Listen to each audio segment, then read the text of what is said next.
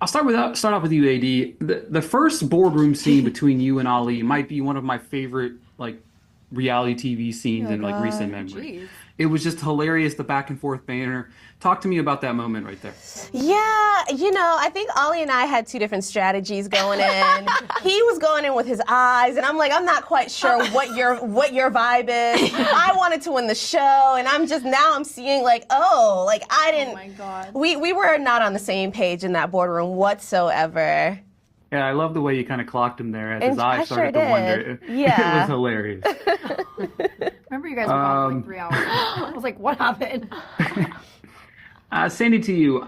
You obviously bring JR in for the date with AD, right? And it kind of opened that door for you guys to see that reunion, to maybe even see if that spark was still there. You end up choosing Louis in that moment. Take me behind that decision.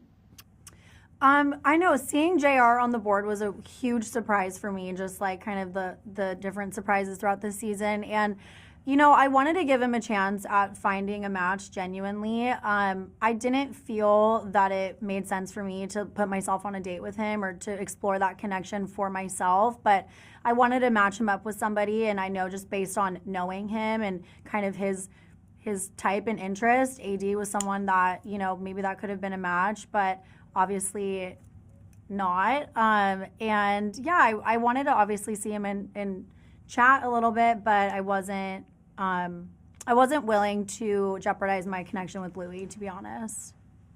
Rachel, you walk in the door, you see Clayton, right? And to me, like when I'm watching as a viewer, it's like it's like fate in my head. It's like it's fate. You have the conversation. I'm like, this is fate. I was hooked.